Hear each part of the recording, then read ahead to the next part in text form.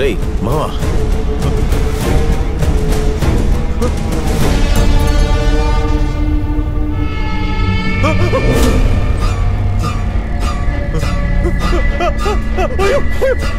రేయ్ ఏమైందిరా? ఏంట్రా ఏమైందిరా? రేయ్ ఏమైందో చెప్పు. రేయ్ ఏం చేస్తున్నావురా? ఏంట్రా ఏం లేదు కదా అక్కడ, ఎందుకు అరుస్తున్నావు? రేయ్ ఏం చేస్తున్నావురా? రేయ్ మావా మావా ఆగురా. రేయ్ ఆగురా. రేయ్ ఆగురా. రేయ్ మావా రేయ్ దుకేంద్ర ఆగురా. ఆపుతారా? రేయ్ ఆగురా మావా. రేయ్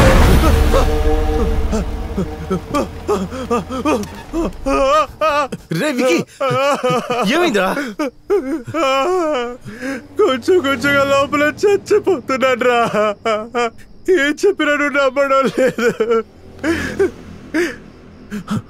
నీ మొహకాళ్ళందరూ చూసేటప్పుడు ఒక్క తెల్ల చుట్టూ కనబడినా అయ్యో నాకు వయసు అయిపోయిందని ఎంత భయపడతావు, ఎంత అల్లాడిపోతావు. తలంతా తెల్ల చుట్టూ, మొహం అంతా ఒకలా అయిపోయి ముసలాట్లా కనబడుతున్నాడు రా. నా మొహం నాకు గుర్తులేదురా. ఆ మొహం, ఆ నవ్వు శబ్దం, అయ్యో అయ్యో.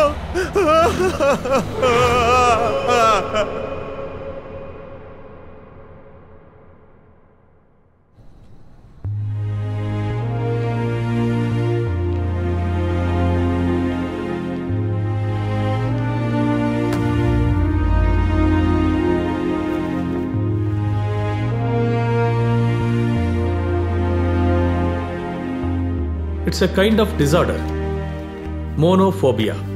అర్థం లేని ఆలోచనలు, మానసిక ఆందోళన. మనసు అనేది కొన్ని ఆలోచనల సమాహారం.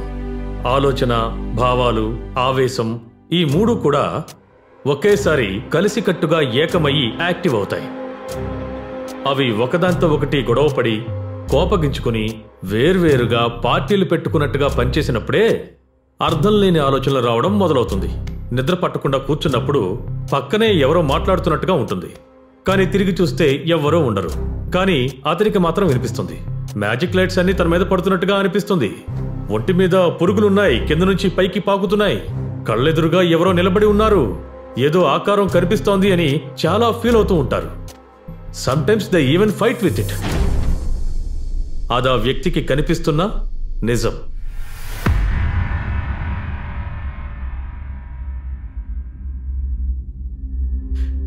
ఇదంతా విని మీరు భయపడకండి.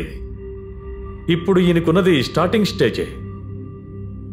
ప్రస్తుతానికి మెడిసిన్స్ తీసుకొనివ్వండి, కానీ ఆయన ఎప్పుడూ కూడా సంతోషంగా ఉండేలా మీరు చూసుకోవాలి. ఒంటరిగా మాత్రం వదిలేయకండి. ఆ ఫ్లాట్కి వెళ్తేనే ప్రాబ్లం అనుకుంటే అవాయిడ్ చేయండి. ఆయన దృష్టిని మరల్చే ప్రయత్నం చేయండి. లోపలికి రారా.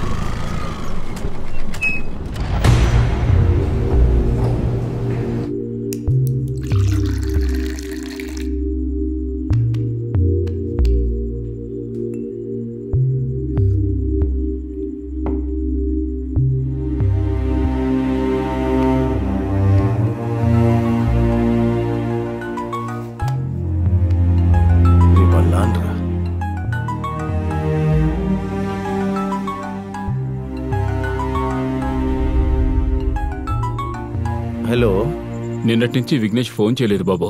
ఏం ట్రై చేసినా వెళ్ళడం లేదు. అంకుల్ వాడు స్క్రిప్ట్ రైటింగ్ లో ఉన్నాడు అంకుల్. డిస్టర్బెన్స్ అనుకుని ఫోన్ స్విచ్ ఆఫ్ చేసాడేమో. కరెక్టే అనుకో, కానీ ఓ ఫోన్ చేసి చెప్పుండొచ్చు కదా. నువ్వు వాడిని కలిస్తే నాకు ఫోన్ చేయమని చెప్పు. చెప్తాను అంకుల్.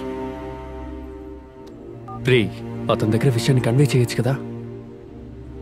వాడి మీద వాళ్ళ నాన్నకి ప్రేమ ఎక్కువ, చెప్తే డిస్టర్బ్ అయిపోతాడు రా.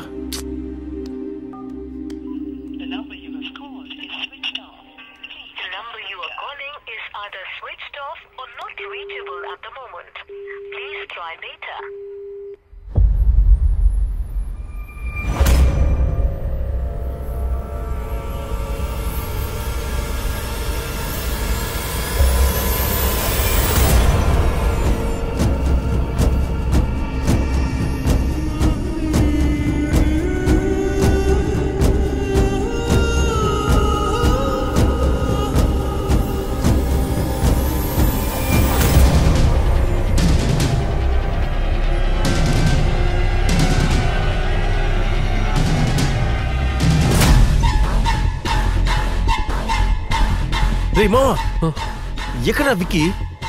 ఎక్కడ్రా? దారా వెతుకుదాం. విక్కీ విక్కీ రే మావా విక్కీ రే ఎక్కడరా మావా వెళ్ళుంటాడు? ఏమైందో అర్థం కావట్లేదురా. పద వెతుకుదాం.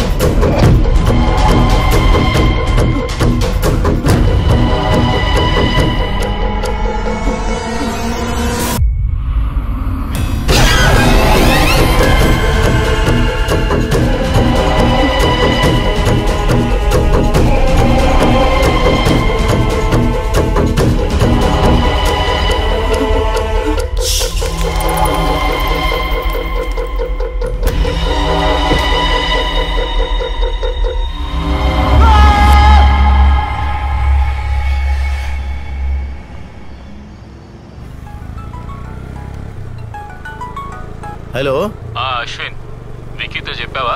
ఇప్పుడే అంకుల్ వాడి ఇంటికి వెళ్తున్నాను, వెళ్ళాక చెప్తాను అంకుల్. సరే బాబు, కాస్త త్వరగా చెప్పు. Okay uncle.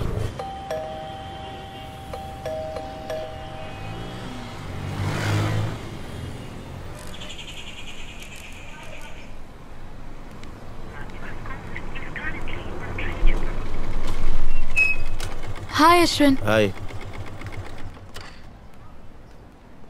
డైరెక్టర్ చాలా బిజీయా? ఏంటి అశ్విన్, మీ సార్ కథ రాస్తున్నారా లేదా కథలో జీవిస్తున్నారా? ఫోన్ చేస్తే స్విచ్ ఆఫ్, బెల్ కొట్టినా రెస్పాన్స్ లేదు. కార్తిక, అయితే వాడు మీ ఇంటికి కూడా రాలేదా? ఏమైంది అశ్విన్?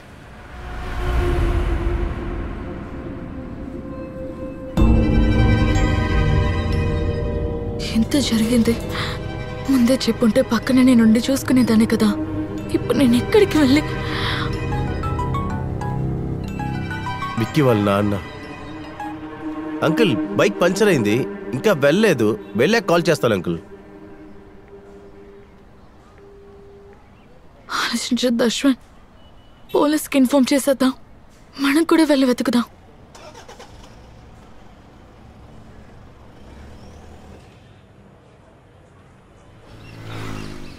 రెండు సంవత్సరాల క్రితం ఒక హస్బెండ్, వైఫ్, కాలేజ్ చదివే వాళ్ళ అబ్బాయి ముగ్గురు ఆ ఇంటికి అద్దెకొచ్చారు.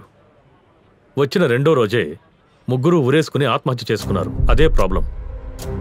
పోయిన సంవత్సరం కొత్తగా పెళ్ళైన అబ్బాయి, అమ్మాయి ఆ ఇంట్లో దిగారు.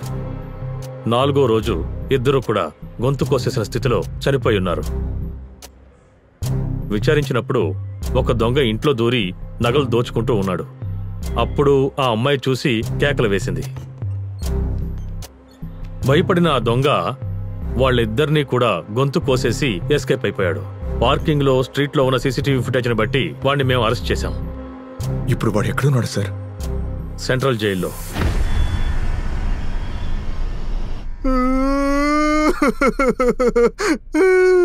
సార్, నువ్వైనా నన్ను నమ్ము సార్. వాళ్ళిద్దరు నేను చెప్పలేదు సార్.